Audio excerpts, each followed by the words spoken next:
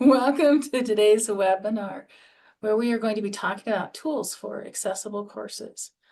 I'm Dr. Lisa Kidder, and I am team lead in the ITRC, and today with me is Ryan Randall, one of our instructional designers. So for today's session, we're going to talk about accessibility at the point of creation. And we're going to talk about some accessibility checkers in Microsoft Office tools, for Google Docs and Google Slides and Sheets, as well as accessibility checkers within Moodle and in Canvas. As you apply the recommended actions from the accessibility checkers, you will learn how to incorporate accessibility at the point of creation. So it'll start to become a natural habit. The reason we're talking about accessibility at the point of creation, whether you're working with documents or PowerPoints, emails, websites, Moodle and Canvas are both websites, or PDFs, when you create the document, that is the most effective and efficient time to think about accessibility. PDFs is one of the hardest things to make accessible. But generally, we create a PDF by creating a Word document, and then we convert it into a PDF. So if we work on creating the Word document in an accessible manner, when we convert it to a PDF, it will also be accessible. You can learn more about accessibility at ISU with that link at the bottom. So what does it mean by being accessible? First, we're going to talk about that your text is accessible. This means that you use the headings and the styles. So a heading 1, heading 2, you've probably seen those. You see them described in APA and MLA and Chicago guidelines. When you need to do something with emphasis, you use bold and something else. Same thing if you want to use italics for emphasis, you would use italics and something else. Usually 2 forms of emphasis works nicely. The bold is actually a good indicator there. When you use color, it needs to be of sufficient contrast. So here you can see the black against the white is a really high contrast. The white against the orange is not a highest contrast. Tables, when you create tables, they need to have header rows and header columns organized.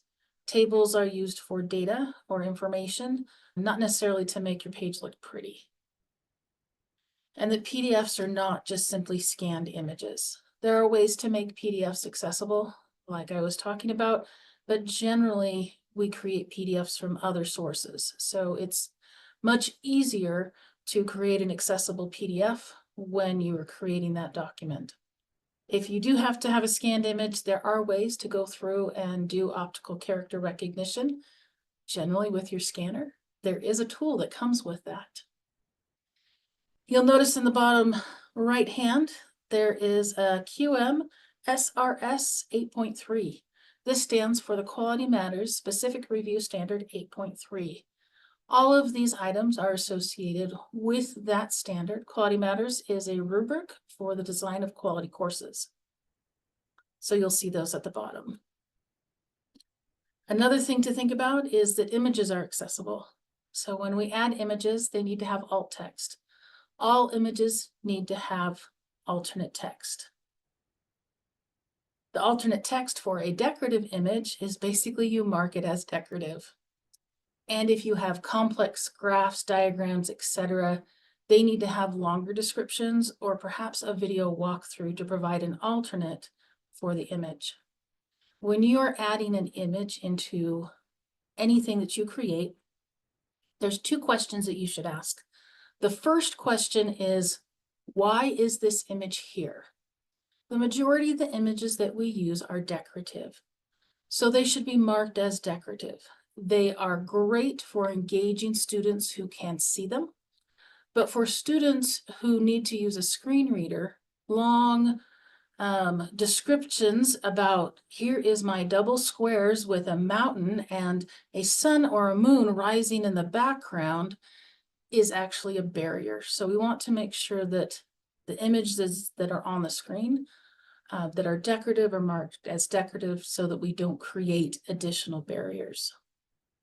The other question that you should ask yourself is, what is the learning conveyed in the image?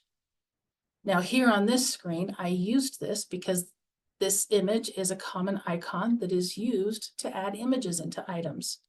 So my hope is that those of you that see this image icon, when you look at it, you'll remember, oh, I need to add alt text. So you'll make some connection with that. But if you can't see the image, that's not going to help you. But the descriptions that I've provided will help you in creating accessible images.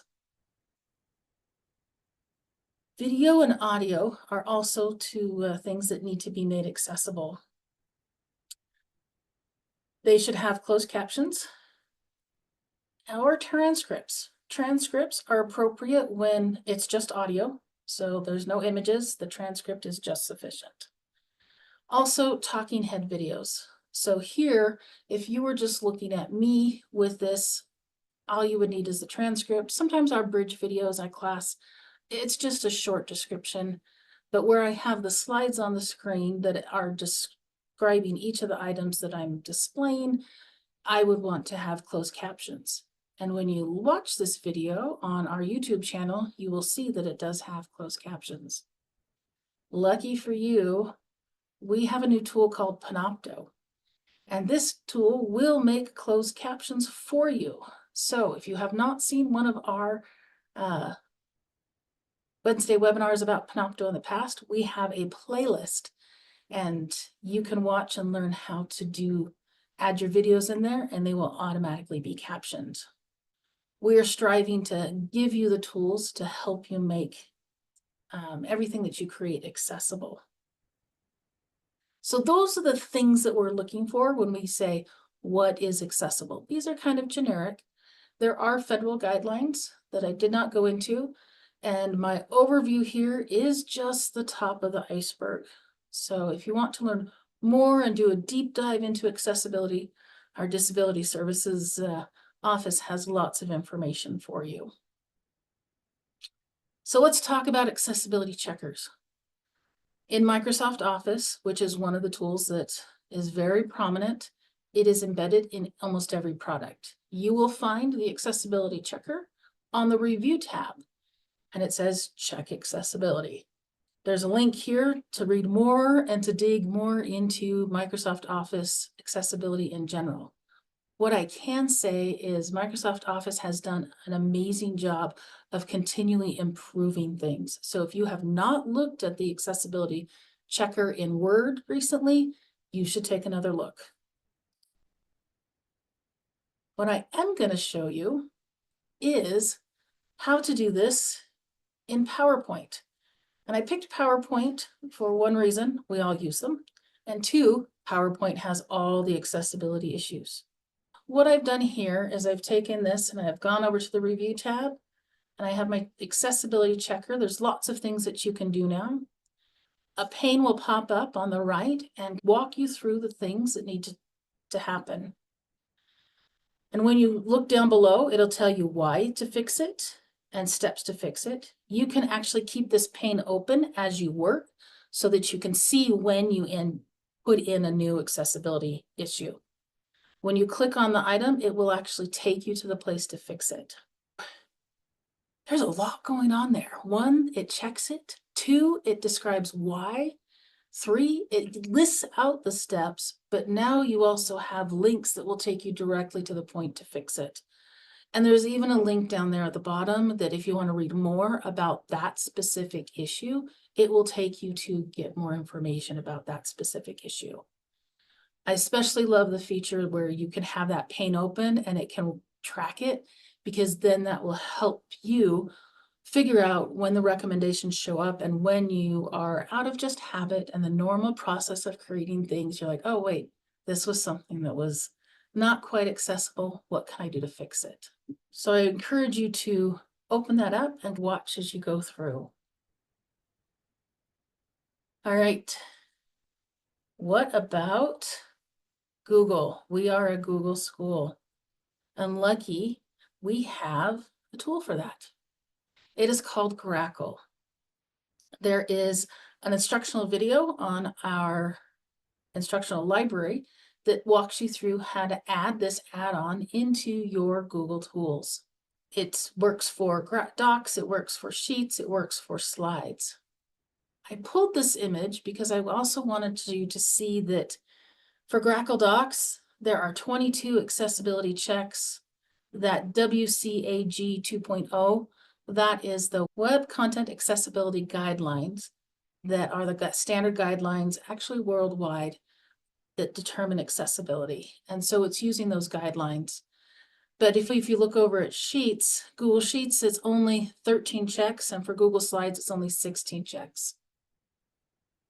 We have accessibility checkers, but they do not always get us 100% accessible. So there's always something that we can always improve upon. There's always room for continuous improvement. So we will do the best we can, and that's what we're asking you as you create things to do the best you can to make things as accessible as possible. So when you get that accommodation that all of your documents need to be printed out in Braille, Disability Services can take your document and print it out in Braille without having to do a lot of extra work to make it accessible. So let's look and see what Grackle looks like. I ran Grackle on this presentation. Here's that slide you just saw. And it's an add-on that you launch and it opens up in the right-hand side. Notice it's checking at the bottom. It does lots of checks. At the bottom, you can see I'm subscribed. ISU pays for this tool, so you have access to it through your ISU email. And you can see that a slide should not be empty. And I open it up, that's slide 10. That's the video slide I put this video on. You can see that Ryan and I were not as good at adding alt text to our images, so that is something that we need to do. These one little checks with a little red dot are warnings. And so I can open this up and it'll take me right to it. And it takes us to our wonderful Rorange, which is not accessible against a white background, unfortunately. So this is something that we need to figure out and work through as we use the ISU templates. So next up, Ryan is going to talk to us about the learning management system. Great, thanks, Lisa. Yeah, so I'll talk about, Lisa's given a great overview of what we mean when we talk about accessibility and also about some of the document types.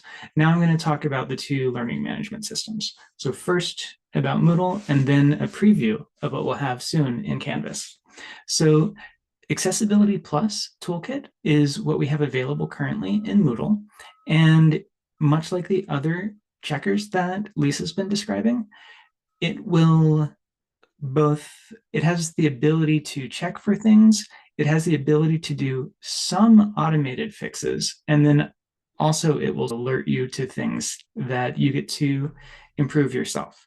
So this is what it looks like once you've added it into Moodle. There's a few different views. I didn't grab a screenshot of each of them, but just if seeing the image helps you sort of remember what it might look like in Moodle, I wanted to have an image for you. And the way that you can add it is you will go into your course. You have to add it to each course that you want to run it on in Moodle. So you add the Accessibility Plus Toolkit block, then you submit your course for analysis. Usually this doesn't take very long, like in the order of maybe 30 minutes to an hour. Rarely it takes longer than that. If you're doing it during like midterms or something, you might need to be patient and come back the next day. But we've never seen it take very, very long. But just so you know, it's not immediate. Then, as I was saying, it has automated wizards for some of the issues. Some of the issues can't be automated though. So for instance, it doesn't know why you've included an image. It'll let you know that you need to add alt text, but it can't generate the alt text for you because it doesn't know if the reason you have that there is because you want someone to just see what a bar chart looks like, or if they specifically should know the data that you've included on this specific bar chart. So you have to do that interpretation for your students. But for more information on this, we have Tiger Tracks articles that'll walk you through the steps of adding the toolkit block, as well as for those of you who prefer videos, we have a bundle of videos that are all about each of the different accessibility checks that it offers. So I highly recommend, as we prepare for the Canvas transition, that you go ahead and use the automated tools that we have at our disposal in Moodle to help you prepare for that transition. I think it's a really great feature that will help save a lot of time going into that transition. And speaking of Canvas, we do have one called You Do It for Canvas. This is what it looks like over there. Unlike the Accessibility Plus toolkit, You Do It doesn't have the automated wizards. It will sort of alert you to things, but it won't help you do them. It will just give you guides and explanations as to what you should be doing.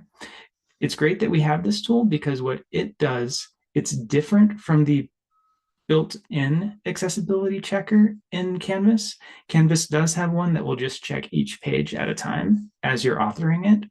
But if you've brought a course over from Moodle, or if you otherwise just realize after you've been editing a bunch of different things, oh, right, I should think about accessibility, You Do It will scan many pages at once. It can do your entire course. So that's why we have it and hope that you use it extensively. Also, for both of these tools, Accessibility Plus Toolkit in Moodle and You Do It, you don't have to worry that your students will see what the report says. Only you, the instructor, can see that. So occasionally we've had people be a little concerned about how transparent this is to students, especially as people become more familiar with making things accessible. You don't have to worry about it saying to your students that there are still some improvements that you could do as the instructor.